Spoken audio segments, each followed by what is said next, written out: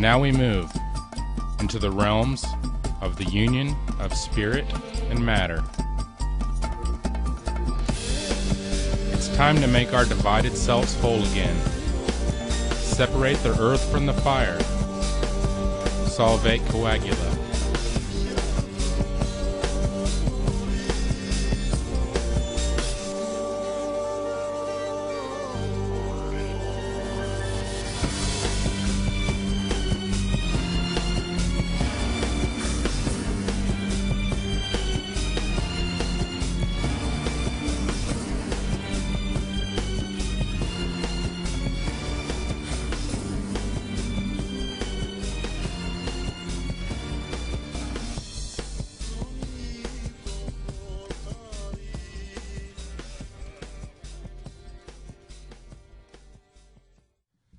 In alchemy, we have a very sacred science for bringing the lead of an undeveloped consciousness up to the level of a fully developed consciousness of gold, magnificent and incorruptible. In this, one can see past the allegory of symbols and cryptic artwork commonly associated with alchemy. The great work is filled with some of the most spectacular symbolism ever created and seen in our time. Deciphering them and applying them to ourselves displays one of the greatest secrets ever to be revealed. In previous films, we have examined the basic principles of alchemy, which would be expanded on in greater detail here. One of the most important symbols in alchemy is that of the philosopher's stone. While it may not be as well known, its significance cannot be taken lightly. The symbol of the stone can be used as a key in order to aid in the decrypting of alchemical imagery and lend meaning to many other symbols. The stone itself, in many ways, is indeed a key. But what exactly is the meaning of this symbol? The generally accepted explanation seems to be that of describing the relationship between the physical and spiritual realms, and our part in that relationship.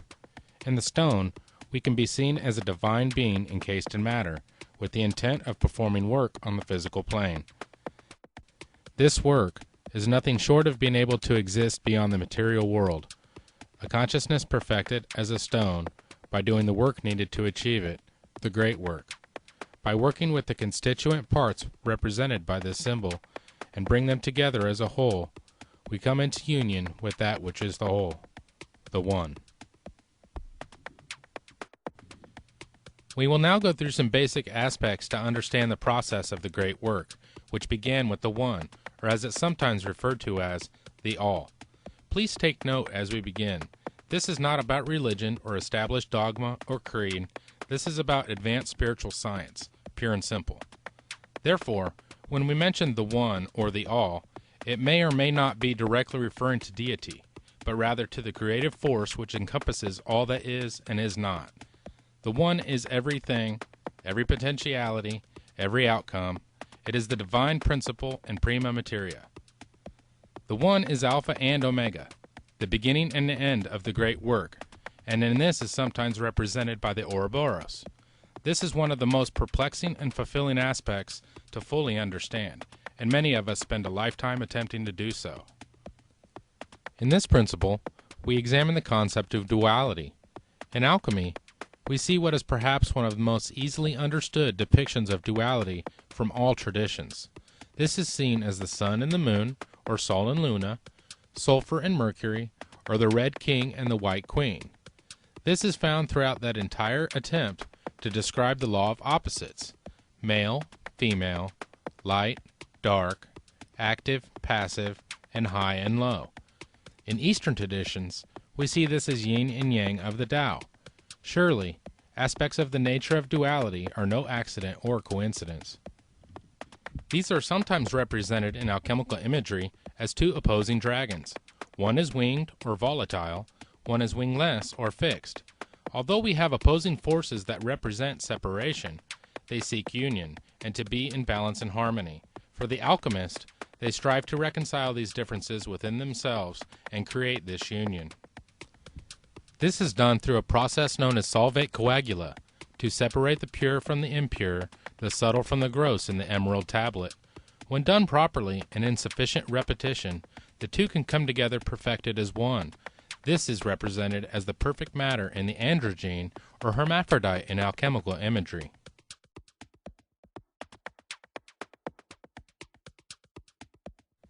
Alchemists see this principle as tria prima, or the three primes. These are mercury, sulfur, and salt, or spirit, soul, and body. When the two opposing principles of sulfur, masculine, and mercury, feminine, come together, we get the salt or body, which brings together and reconciles these opposing principles within it in order to exist on the material plane in physical form. In the great work, the alchemists work with the three primes in the same process spoke of earlier, solvate coagula, which is interpreted as dissolve and coagulate. This dissolving is done to free the soul and body, or sulfur and salt, using mercury or spirit.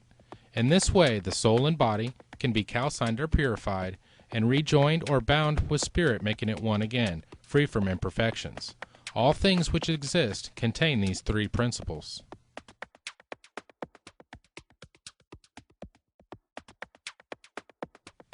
The four commonly known aspects are fire, water, air, and earth as elements, which correspond to the current scientific knowledge of plasma, liquids, gas, and solids. In Kabbalah, these are known as Yod, He, Vav, He, or Jehovah. The fire is our will, the life force or chi as it is seen in Eastern traditions. The water is our emotions, and describes how they can easily flow from one temperature to the next when not under control. The air is our intellect, and the earth is our body or matter here on the material plane. These four aspects encompass many things, and can be used to easily identify areas of our personality which needs refined and how. Balance between these aspects is the key, and when one aspect is lacking, it can be balanced with another as an opposite. All of this builds towards a fully integrated self, capable of refraining from one extreme of the spectrum. In alchemy, the concept of spirit is seen of having great importance. It is viewed as the fifth or additional element to the original four. Modern science at some points accepts this concept and views the fifth element to be what is known as ether, whereas the alchemist knows this element as the quintessence. The quintessence is not only the glue which binds all elements together, it is also seen as what keeps the elements independent of each other. In Kabbalah, this is also known as Shin, which has a quality of fire, and is generally placed right in the middle as Yod, He, Shin, Vav, He. Now that we have reviewed some of the basic alchemical concepts, let's move on and delve deeper into the process. Although alchemical processes can be applied to a variety of things, this film is primarily focused on the alchemist him or herself being the experiment. This is solidified under the credo as above so below, which is essentially describing the relationship of the macrocosm to the microcosm. Consider sacred geometry using the Fibonacci series, which produces the same shape in both pine cones and galaxies. With this, the alchemist can work with things on the material plane and learn more about the properties of the spiritual plane, or vice versa. The great work begins in the stage known as nigredo, or the blackness. With our consciousness as the prima materia is where we find ourselves in the current condition, as the lead in the alchemical allegory. With spirit, we can dissolve and place our prima materia into the athanor or chemical furnace and begin the calcination process, and eliminate any energies which may be blocking growth. Nigredo can be a very powerful stage, as it often signifies a point in one's life where a spiritual evolution is necessary or imminent. It is unfortunate, however, knowing that the material plane cannot fulfill, and the seeking of spiritual truth is an inevitable and required event. In the illustration, take note of the black crow or raven in the setting, signifying undergoing the stage of nigredo. This is a very personal time, where you may begin to look deep into the soul, no matter how uncomfortable it may be at first. There is some debate about if the next stage, known as the cauda pavones or the peacock's tail, is actually placed after albedo or nigredo. Perhaps it may be different for some individuals, however, for the purposes of this discussion, we will describe this stage here. Out of the whiteness, clarity begins to occur, and the alchemist can experience all of the aspects of the whiteness as one because unity is found. As Isaac Newton showed us with his prism work, that whiteness that enters from above and can be broken down and seen in all of its brilliant display of colors. We, as divine beings, are the prism. This may be a euphoric experience for the alchemist, as new energies and knowledge not previously experienced come into play. When the peacock's tail emerges and the discipline is established, it signifies the alchemist is entering the next stage, known as albedo. To experience and understand the following stage, known as albedo, one generally must have fully immersed in nigredo, having looked deep within themselves. The source of all existence appears through the void and is seen as a whiteness or a bright light. This occurs due to the understanding of unity in all polarities, and is seen as the one. In this, the alchemist knows the source from which everything sprang, and is aware of the real beauty of the spiritual path in becoming this unification once again.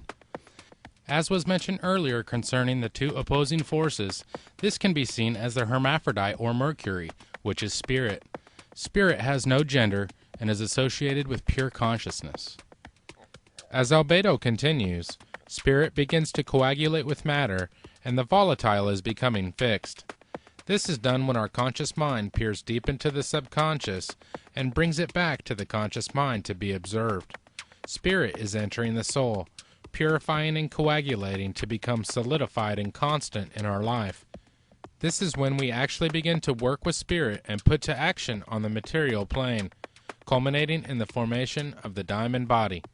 Similar to the resurrection of Christ, this can be seen as a solid body of light, purified and incorruptible. These have merely been brief descriptions of alchemical stages one may experience on their path, and is primarily intended for providing reference for further material at a later time. Hopefully this has given an adequate review for some, and a summary for others. Some of you are practicing alchemists, and some of you have only just discovered the art. One of the most beautiful aspects of alchemy is that it doesn't matter what stage of development you are currently experiencing.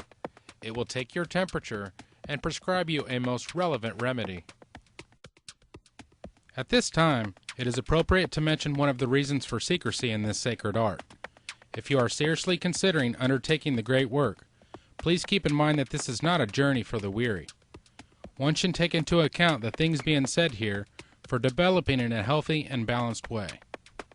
This is important for several reasons, especially of which concerns your health and the health of others. If you are not ready to face what may be sitting dormant in your subconscious, then you should proceed with caution, as they will without a doubt emerge through the alchemical process. Alchemy is able to take you where you need to go, but you need to be ready to go there and confront them once and for all. This may seem trivial at first, but it needed to be said so there can be understanding of the road ahead. Until you are well versed in the creation of elixirs and medicine, do not ingest or have others ingest what you have created. This even includes what may be seen as a harmless herb used in plant alchemy, for example.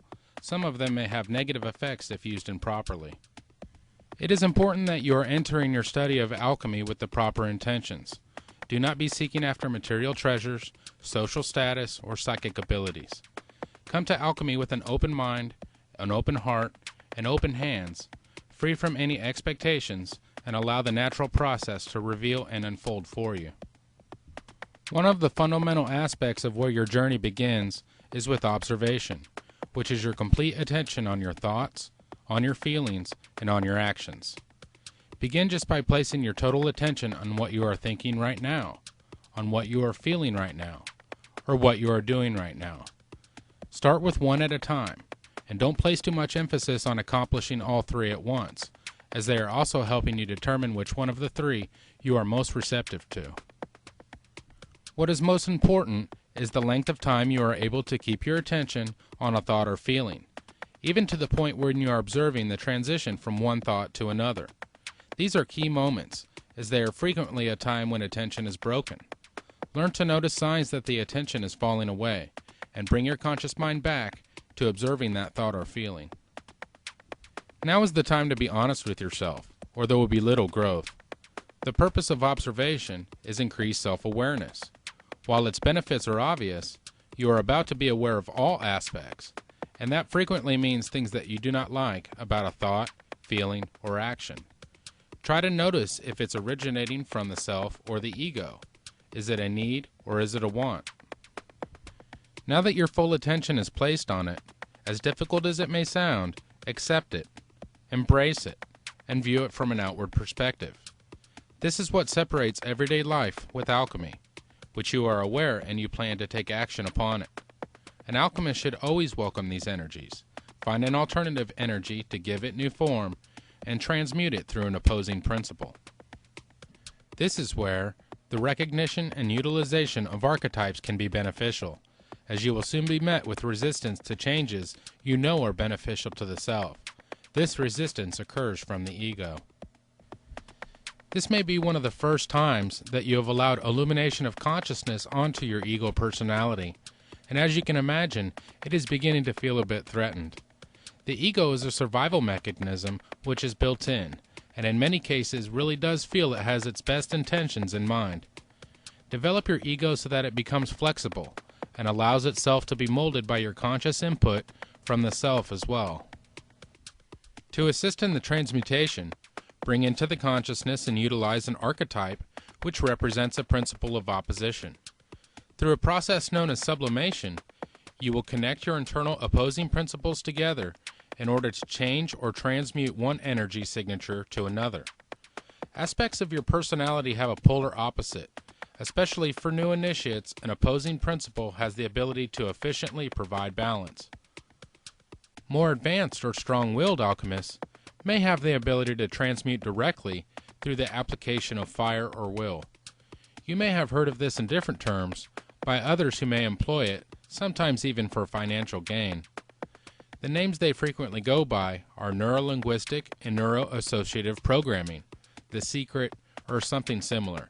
But they all employ one idea that has been utilized for millennia. Thoughts, feelings, and actions can be interrupted and replaced with a more favorable alternative. The most efficient means of accomplishing this is through a polar opposite. So where there is fear, love would be the appropriate balance. This is your dragon, the opposing principle of the self, your ego personality.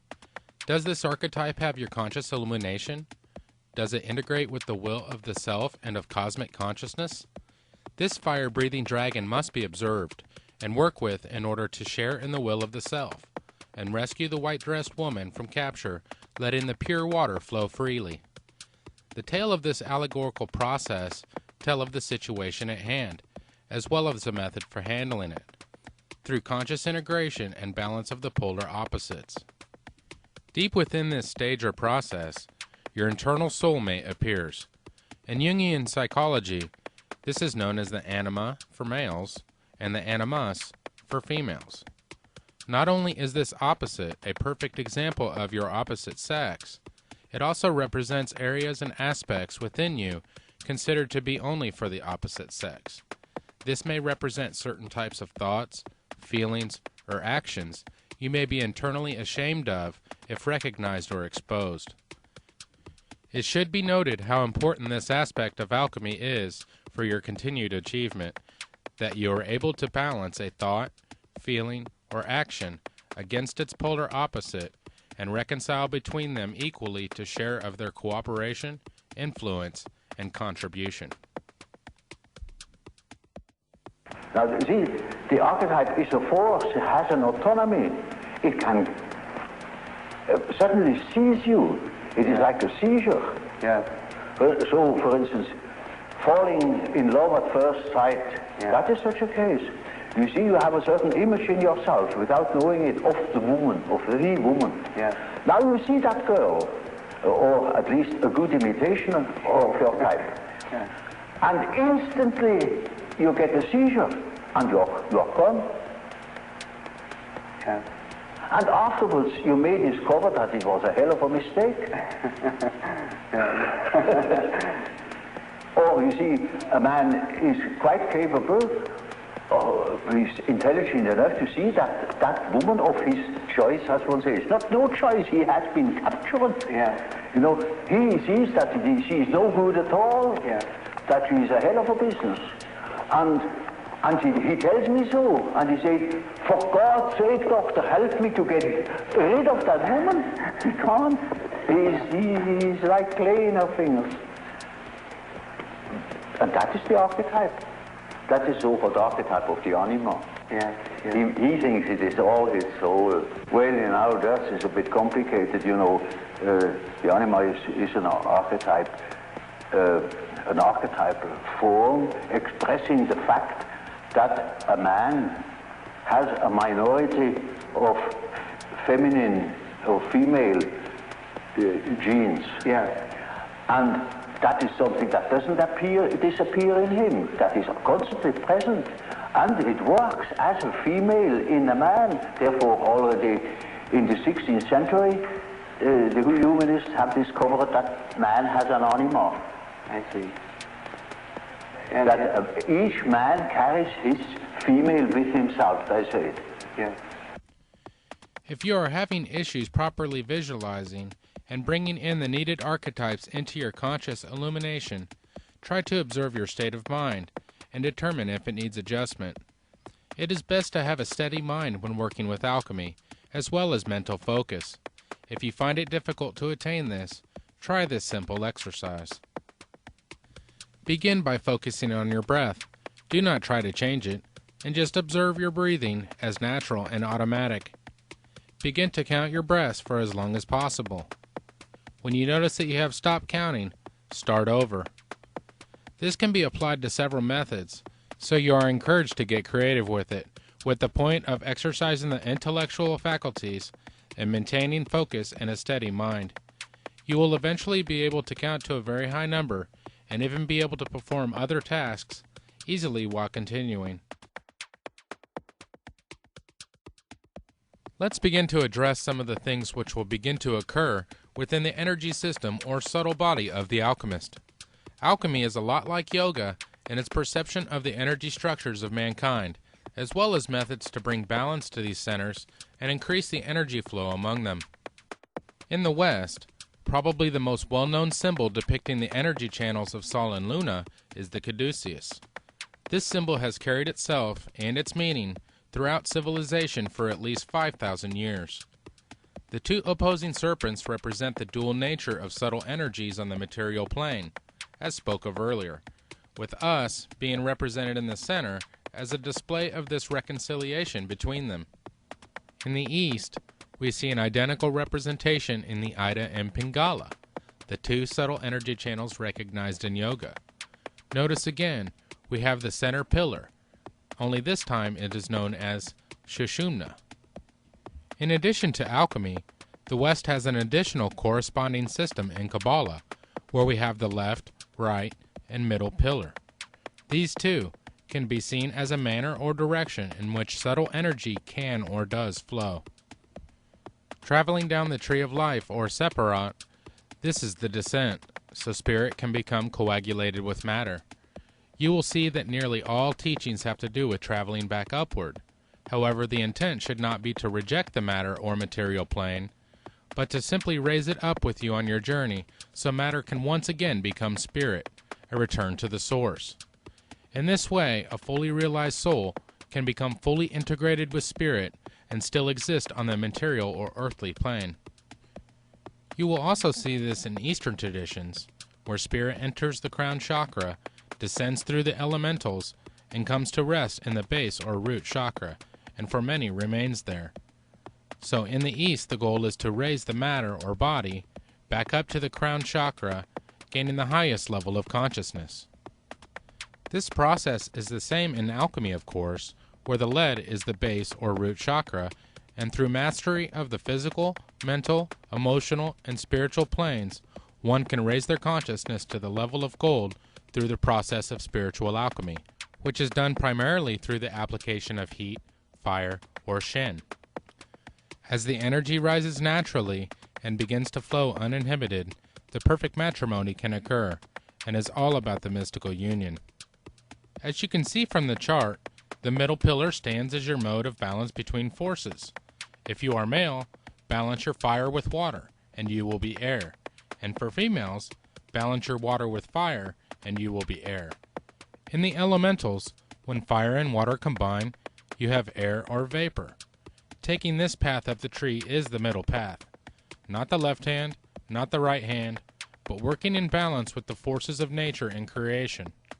All paths eventually lead to one destination.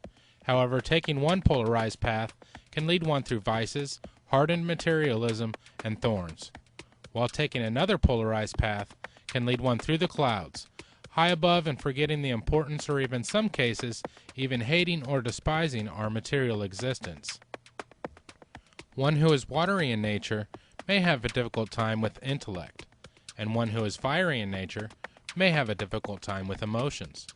The middle path allows one to walk with their head in the clouds with their feet planted firmly on the ground. This is a highly spiritual nature, with grounded understanding of the importance of who we are and why we are here. This is a perfected union of spirit, volatile, and matter, fixed, often depicted by the androgyne or hermaphrodite. Depictions of this is also seen in the Tarot, as the High Priestess, which corresponds to the hidden sphere of Thoth on the Tree of Life in Kabbalah. Notice she is holding the Torah in her hands. In esoteric philosophy, the one became two in a mystical act of expansion and expression, the law of opposites and dynamic tension of the created universe.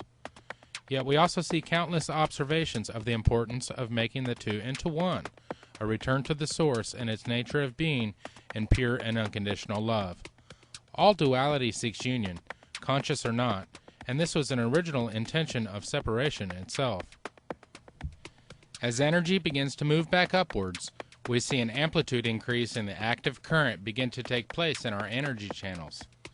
With this current increasing in both strength and frequency, known aspects of biological science can now be observed. Let's take this opportunity to actually look at some science taking place, in hopes that we can gain a more rounded understanding of the process. Moving charges or currents produce magnetic fields. A constant current produces a constant magnetic field, while a changing current produces a changing field. We can go the other way and use a magnetic field to produce a changing current, as long as the magnetic field is changing. This is what induced EMF is all about. A steady changing magnetic field can induce a constant voltage, while an oscillating magnetic field can induce an oscillating voltage. We should keep in mind these two facts.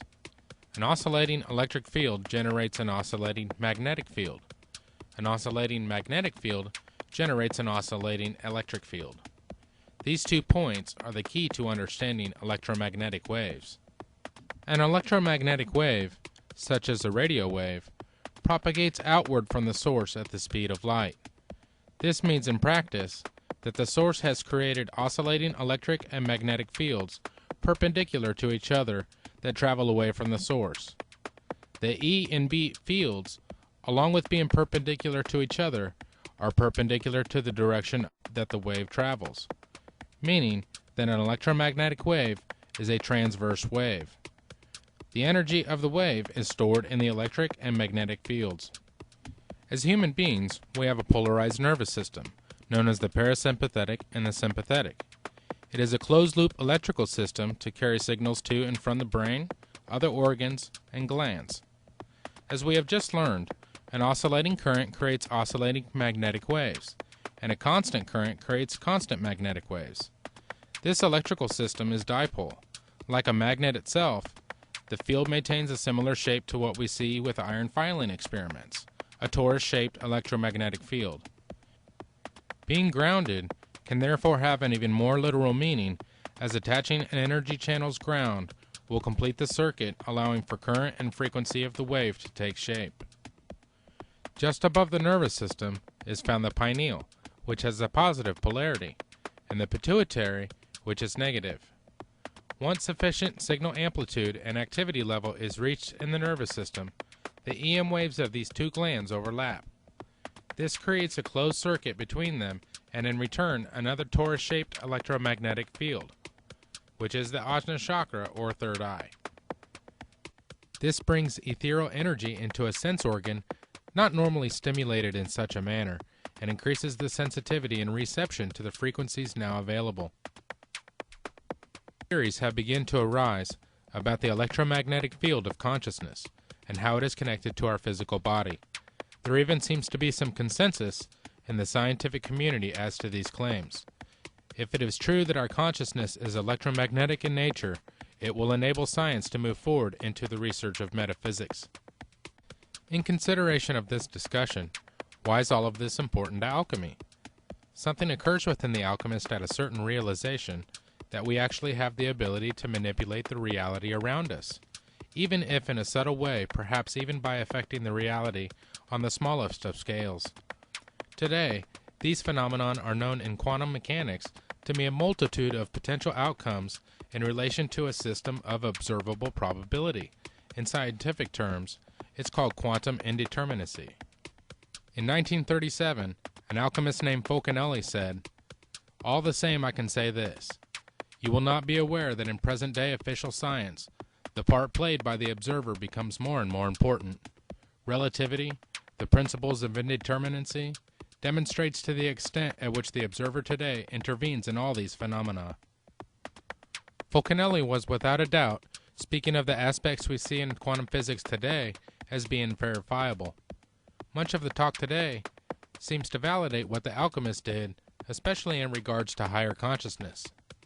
As you can see from the images, the higher the frequency of the EM waves, the more it is harmonic and resonates with the atomic nuclei and beyond into quantum levels. This is where all the magic happens in quantum mechanics. There are particles which seem to come in and out of existence or transform seamlessly to and from a wave. It appears when consciousness is powered by a fully active subtle body system that it has more effect on quantum indeterminacy.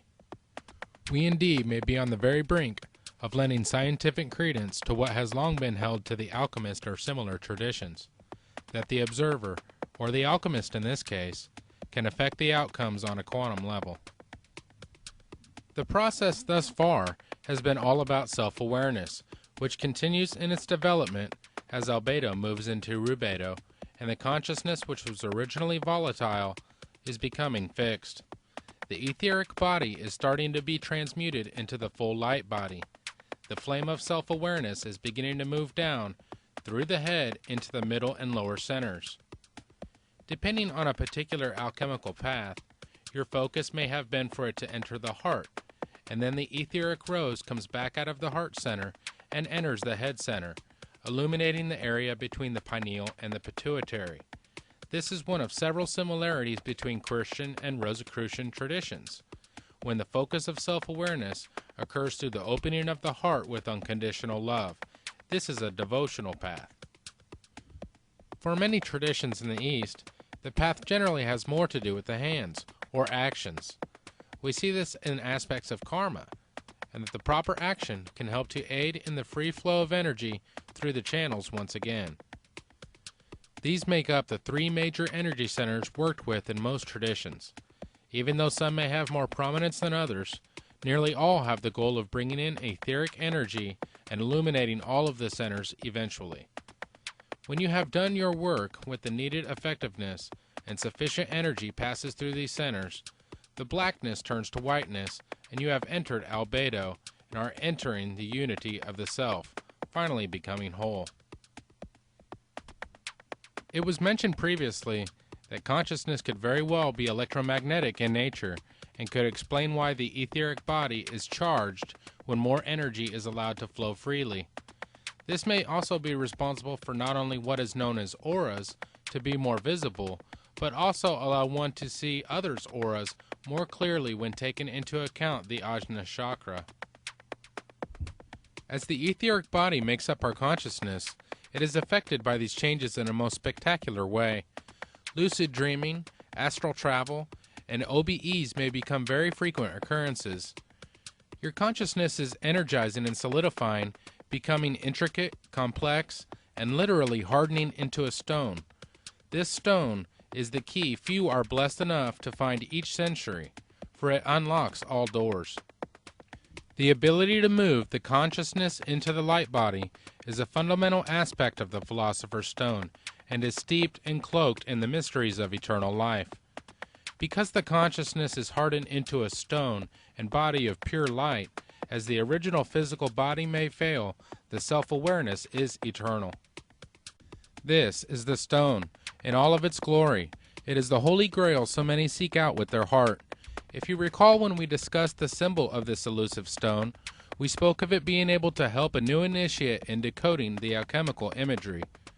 Very quickly, you will gain an inner knowing of the different symbols and their meanings. However, an intellectual understanding lays an important groundwork for making associations in the consciousness. As you are most likely beginning to notice, the knowledge of the process and the imagery display an unmatched form of communicating details of such a subtle and spiritual science. The entire process is summed up with one image, and it's doing its very best to describe a result. Describing what occurs when one gains the stone is not possible with human words or functions. However, it can be experienced on a personal level in a way that could never be spoken or written about. Your journey began in the blackness of Nigredo, yet here you are, having allowed your spirit to dissolve and then coagulate until albedo has given way to rebedo, the redness. This is nearly the completion of the great work, and the opposing principles within you are fully reconciled. Do not be surprised or worried if you take a step back along the way. In most cases it is for the better, and passing through these stages is much easier the second time.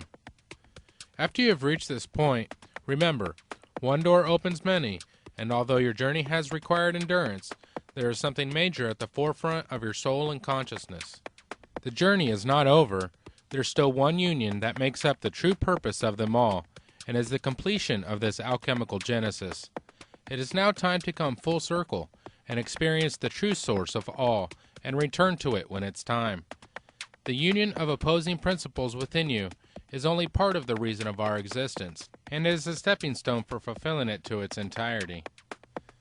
The mystical union of opposites between the personal and cosmic scale, that is to say the microcosm and macrocosm, is none other than the self and the one.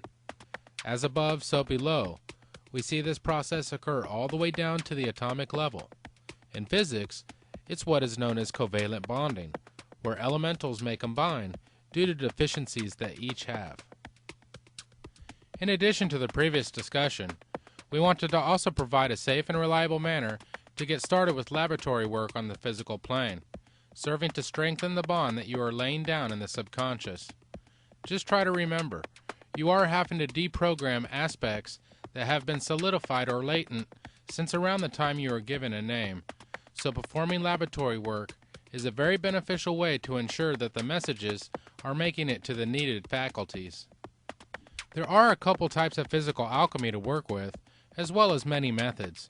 For the purposes discussed here, we will not be going into any advanced work. It would require a great deal of precautions and go beyond the current scope of things. In what is known as mineral alchemy, you have what correlates to the advanced stages of alchemy, known as the great work. You should begin with the physical work which is relevant to where you are at this time, otherwise it will be far less effective. In the beginning of our journey, we have what is known as the lesser work, in which we begin to work with plant alchemy in the area of spiritual and physical medicine called spagyrics. These are the beginning stages of the physical work that is to be performed on the physical plane as experiments. As in quantum physics, where we are increasingly seeing the role that the observer plays in scientific experiments, so we also have with alchemy, where the alchemists themselves are seen with great importance to their experiments. In fact, this is what separates the creation of an elixir from that of merely a tincture which can be found at many health food stores. It is this interaction with the subtle energies of the alchemist which greatly adds to an elixir's spiritual and medicinal benefit. Remember the motto Solvate Coagula. This is put into practice here. The plant or herb used contains a dual nature, its soul or essence, and its body or matter. You will use or add spirit, in this case alcohol, to separate them for purification and later to hold them together when coagulated. In the creation of a true and basic elixir in plant alchemy, you will do the following, but first, you will need some materials to get started. A mortar and pestle, or something similar, for grinding the herb. 1 ounce of the herb of your choice, according to the qualities of healing you are creating the elixir for. For example, the sun, you will use an herb that is ruled by the sun. An 8-ounce jar, such as a mason jar, a bottle of grain alcohol or high-proof vodka for separation, a glass pan for calcination, a fine filter for separation of the liquid from the plant matter. Coffee filters will do. A funnel will also make the transfer for the solution easy, and a bottle, preferably with a dropper, for dispensing the elixir. When you are ready to begin, read through the following steps several times and familiarize yourself with them. This is also done to enter a certain mind state for the metaphysical operations you are about to undertake. Let's say you are creating an elixir with solar properties. Begin first with a prayer or meditation on the qualities of the solar principle, and ask that these qualities may be perfected in you through your experiment. Hold this state and begin. Take an herb which is ruled by the sun, such as eyebright, during the day ruled by the sun, which is Sunday, and during an hour ruled by the sun, and place the herb in a mortar and pestle. Begin to grind down the herb to a fine powder, meditating on your salt or body being used for the work. Your soul is being used for your intent, and are being blended with the energies of the herb through your work. At the same time, the process and vice versa is being done to you, the union of both yourself and the herb with its qualities. When the herb is a powder, it is now ready for efficient extraction. Take the powder and place it in a jar, pouring an equal amount of alcohol into the jar while meditating on the fact that you are causing separation of the soul from the body of the herb, while at the same thing is happening to you so that the soul and body can be purified. Shake vigorously and cover the top of the jar with plastic wrap, then screw down the lid around the wrap. This forms a tight seal and ensures that the vapor does not come in contact with any metal. You can also use rubber bands if no lids are available. Place the solution somewhere away from sunlight and allow sitting for at least 2 weeks, or even better, use the alchemist month of 40 days. Switch the jar around every few days to ensure proper penetration of the spirit being used. After sufficient time has passed, the soul of the herb will be fully dissolved and suspended in spirit, and the dead matter or caput mortem can now be separated and purified as a salt.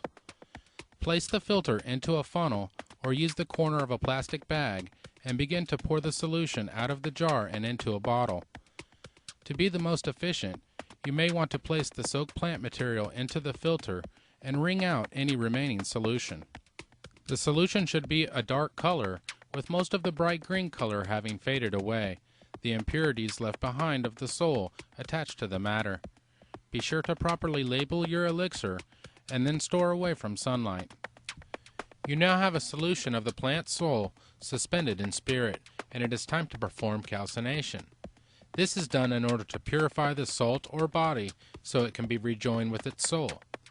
Throughout this process, you have been closely observing the stages that spirit, soul, and body have been working with the plant.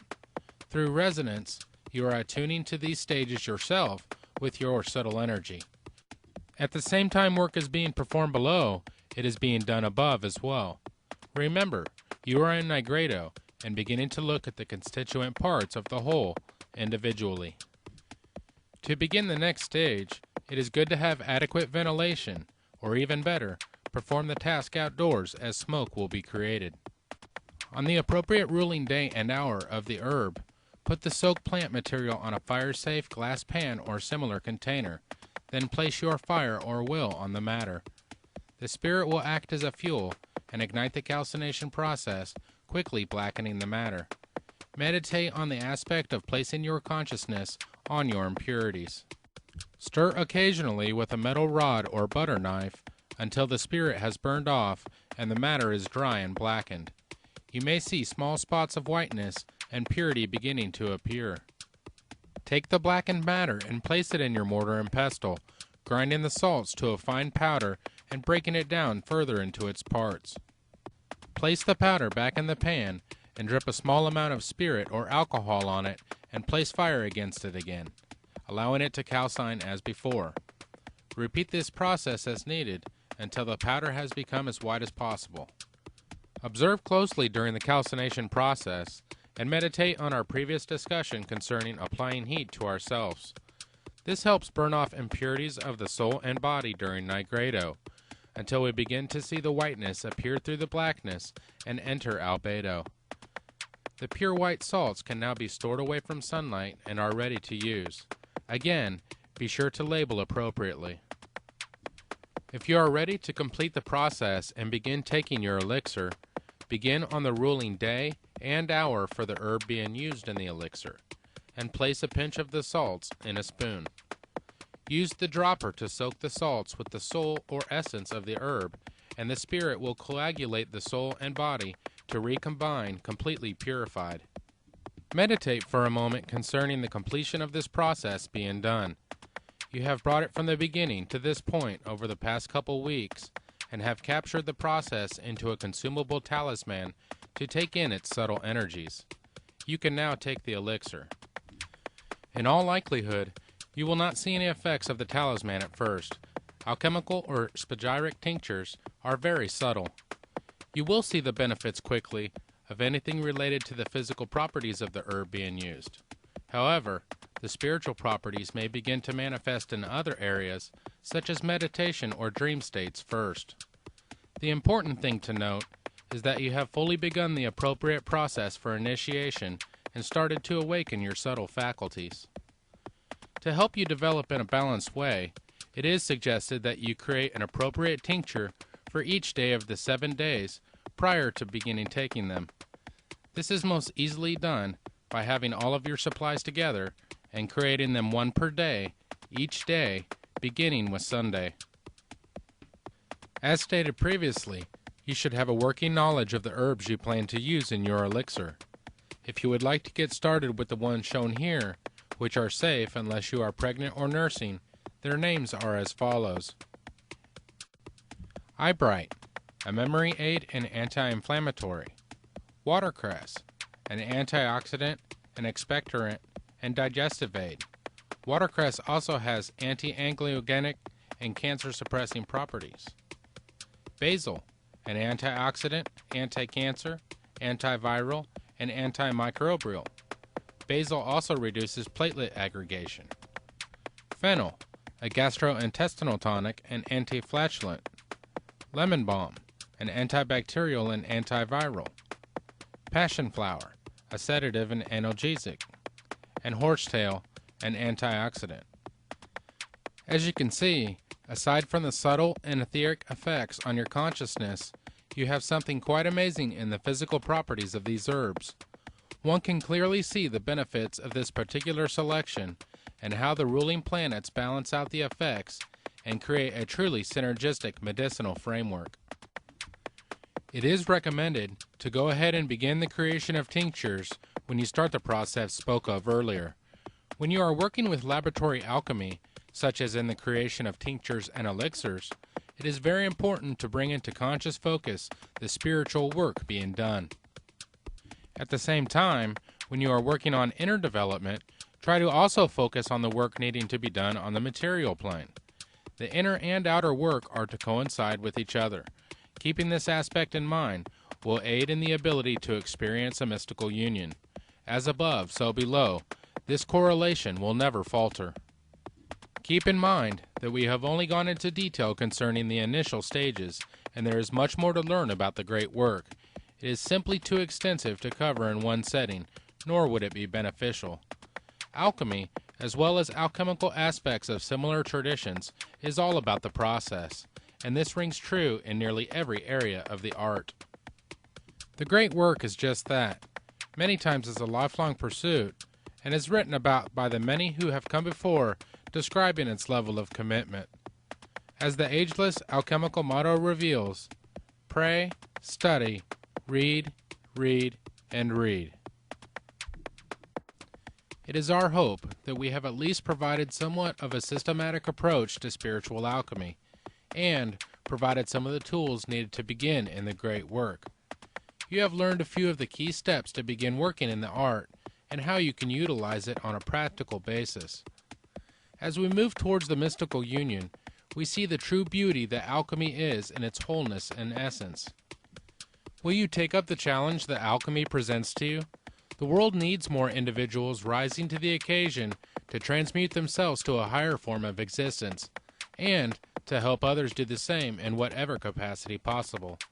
A skilled alchemist can transmute within their sphere of influence. However, many of us can truly perform a global transmutation through application of spiritual alchemy on a larger scale.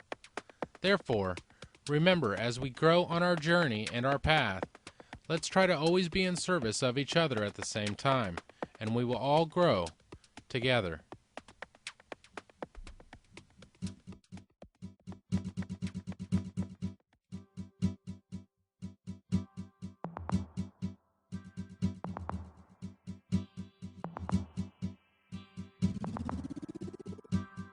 You see issues, we see chances. We see open doors, you see fences. We see brotherhood and divine order.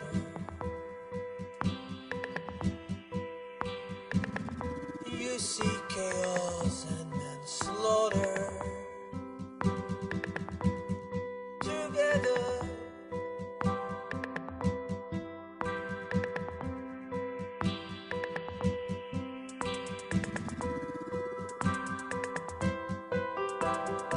we see future, you see history.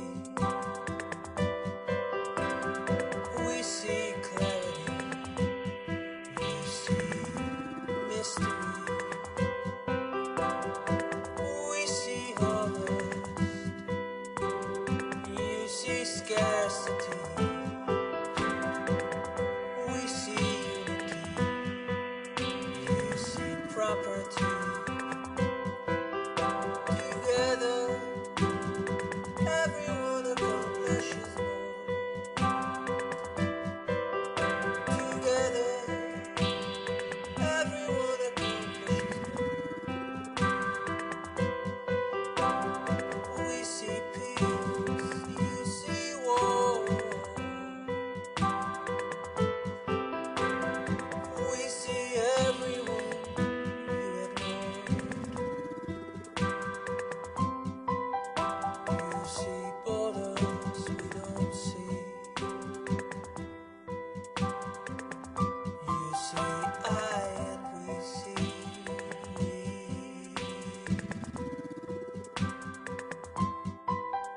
Together, everyone accomplishes more.